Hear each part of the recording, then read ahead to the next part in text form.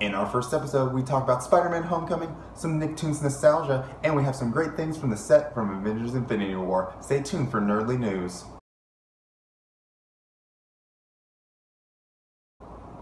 My name is Oscar Hampton, and our first story is about Spider-Man Homecoming. Since Donald Glover was cast in the new Spider-Man movie, there's been a lot of speculation about who he was going to play.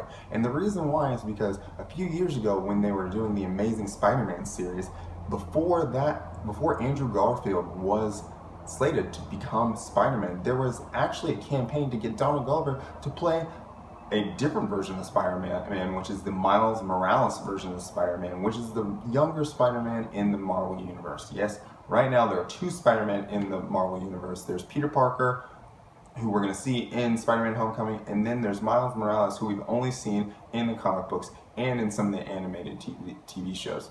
And Donald Glover was being petitioned to play that character. It ended up not happening, but the awesome thing is now we have confirmation about who he's going to be playing in Spider-Man Homecoming, and that is Aaron Davis, aka Prowler, who happens to be Miles Morales' uncle. So there is a connection between the character that Donald Glover is playing and the Miles Morales Spider-Man. And Aaron Davis in the comics books is very much responsible for helping Miles Morales get his power. So this is a kind of cool connection. It's actually a really nice way to, pay homage to that, because it would have been really cool if Donald Glover could have played that Miles Morales character. So I'm looking forward to see what he can do with the character. I'm looking forward to see the connection he has with Tom Holland, because in this it appears that he's supposed to be some kind of mentor in this movie. So we will definitely looking forward to seeing that. And the awesome thing about this is this pretty much confirms that Miles Morales is somewhere in the MCU. There's been a lot of speculation. Kevin Feige has said, yeah, he's there, but we really don't know what he's saying about that. So it's really kind of up in the air what they're going to do with the Miles Morales character. But I'm really excited because this looks and makes it seem like there is going to be a Miles Morales. There is going to be a second Spider-Man in the MCU. So this wasn't the only previous Marvel movie connection that we found out about this week. This week we also found out that Peter Parker was actually in Iron Man 2. That's right, Peter Parker was in Iron Man 2. And you're like, well, no, Peter Parker wasn't in Iron Man 2. He would have been way too young during that movie. But absolutely, that's right, he was way too young during that movie. The Peter Parker that we see is actually a child version of Peter Parker, and you see him at the Stark Expo. So Tony Stark in Iron Man 2 holds this Stark Expo where he's just showing off all his new gadgets and his new toys, and there ends up being a battle there, and Iron Man ends up saving a little kid in an Iron Man mask. Okay, and that kid ends up being apparently Peter Parker. Now, back in the day, they couldn't say straight up that that was Peter Parker. Obviously, Marvel didn't have the rights to the character. Sony still owned the rights to the character solely, and they had not made that deal, so they could not say that. So I wonder if this means Sony is owed a little bit of money. I don't know, but we have it confirmed that that definitely was a young version of Peter Parker. It's a really cool connection. I love how they're bringing all this stuff from the MCU, all this stuff together. It's really kind of cool. So the next thing that I want to talk about is one of Spider-Man's favorite comic book partners, Deadpool. Last week, Ryan Reynolds posted a photo of him in full Deadpool costume out in front of the X-Mansion, which is amazing because hopefully that means that Deadpool 2, some of the scenes will be filmed in the X-Mansion. That would be awesome to see. And even more with the story, on June 27th, Deadpool 2 started officially filming. And I am super excited for this movie. That means it's coming out soon. I know it's going to be over a year or so, but it means it's in production, it's coming out soon, and I'm very excited for this movie, especially because we're getting Cable. So at the end of the last Deadpool movie, one of the after credit scenes, Deadpool was like, we're going to have Cable in this movie.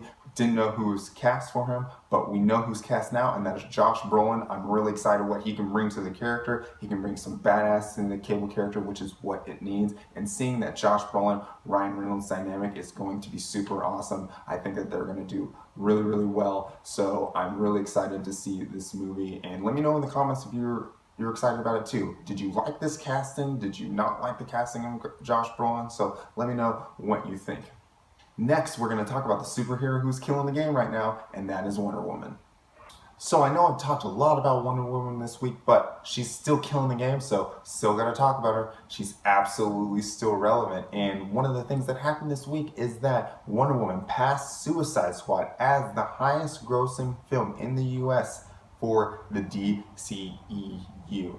This movie still has tons of energy. It's still going strong. Even with movies like the new Transformers coming out and Cars 3, it's still going strong. It's still breaking records. So I'm interested to see what they can do with this energy. Hopefully they can keep it going through the rest of the stint on the big screen and carry that into the fall, into the Justice League movie that comes out November 17th.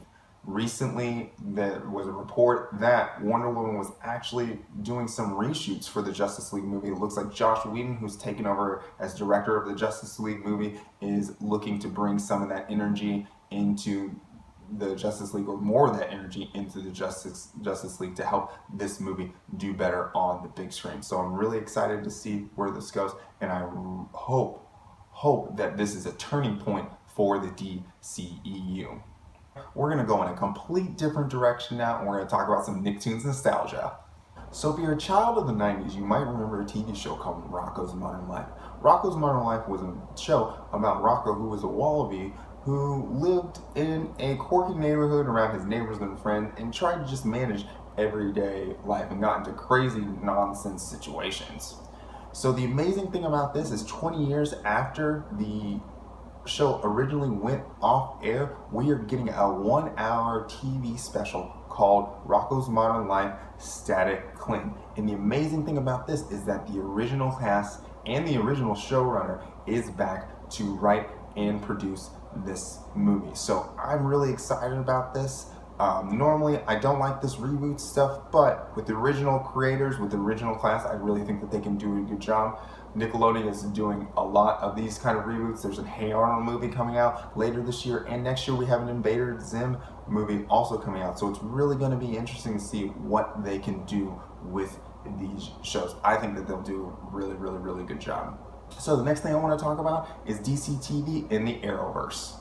So the last episode of Arrow left us on a huge cliffhanger. The only characters at this point that we actually know are alive are Oliver and his son. They're the only characters that we know are alive. All the rest of the main characters of the show were on an island that looks like it's getting blown up, or it actually is getting blown up. So we don't know what the status is of all the other characters. But some news that came out recently is that the dynamic between Oliver and his son is something that they are really going to explore in this new season of Arrow, which I'm really excited about. I want to see a different kind of element coming into these DC shows. They've gotten a little stale recently, and I think that this dynamic will bring in some interesting new blood, some interesting new flavor into the show.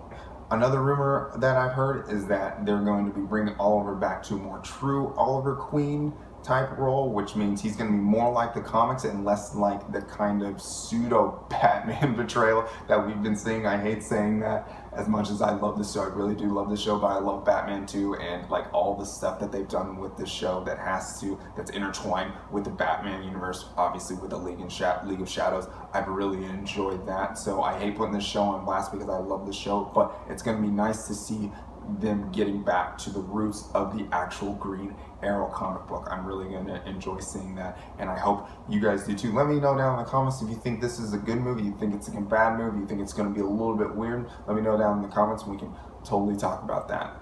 And our last and main story that we want to talk about is Avengers Infinity War.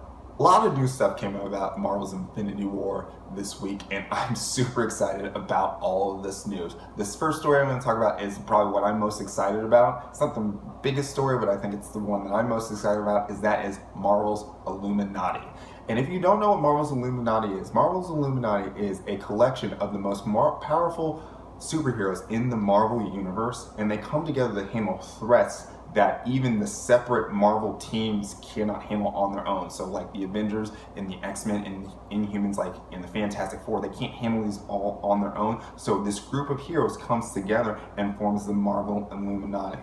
And normally in the Marvel universe, this Illuminati is made up of Reed Richards of the Fantastic Four. It's made up of Professor Xavier of the X-Men, Iron Man, and Black Panther, Black Bolt, and characters like this. So it's made it difficult to bring this Marvel Illuminati into the MCU because Fox still owns the rights to Reed Richards of the Fantastic Four and Professor Xavier of the X-Men, and those are two huge integral parts of the Illuminati. But this week, Robert Downey Jr. and Marvel posted a Instagram post of 4 characters all together that looks like this might be the Marvel version of the Illuminati.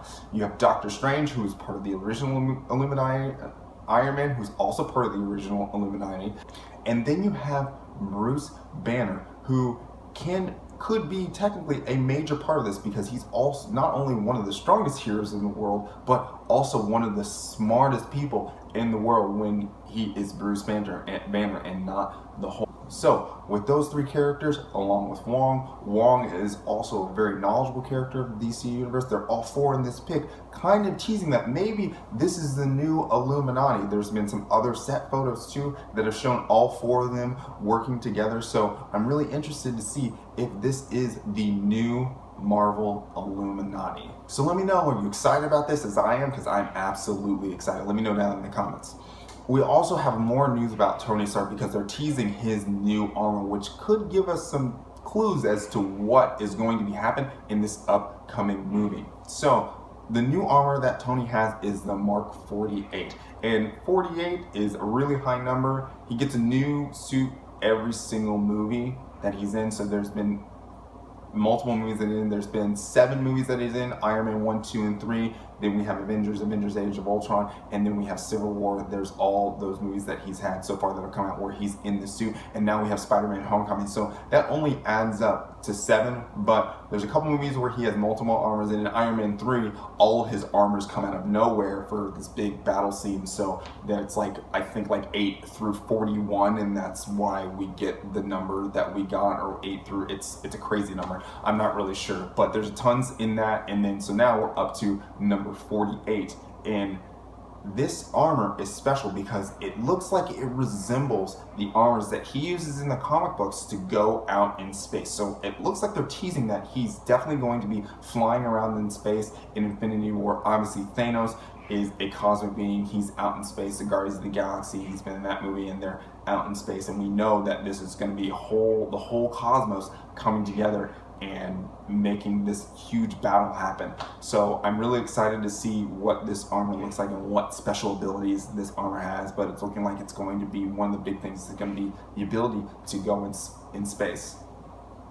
So our last and final story that I want to talk about is Kevin Feige has recently said that characters will be dying in Avengers Infinity War, and this is crazy. We all knew that this was probably going to happen because, I mean, granted, you can't have a whole movie of this scale with this many characters and everybody stays alive. That would just be silly and nuts, and that just would not be good storytelling at all. But there's going to be some characters that die. There are clues that say that some of these characters could be huge characters, i.e. an Iron Man, i.e. a Captain America. And the reason why I think that those are probably the main ones who most likely is because their contracts are coming out. Like Robert Downey Jr. and Chris Evans, their contracts are almost up. They might not be back for more installments of these films. So it'll be really, really interesting to see who is going to die, who is going to live in Avengers Infinity War. And that, for me, is the question of the day. The question of the day is, who do you think is going to die in this movie? Who do you want to die in this movie? And who do you think is going to stay alive in this movie? That's our question of the day. Leave your thoughts and comments down below. I'd love to hear what you guys think. And that wraps it up for today. This is our first installment of Nerdly News. I am going to be back doing these every single week, hopefully twice. I know I'll at least be posting one Nerdly News video every Friday. Hit that like button, hit that subscribe button so you can get new information. You can get alerts, notifications of when I post new videos. Once again, my name is Oscar Hampton. Later days.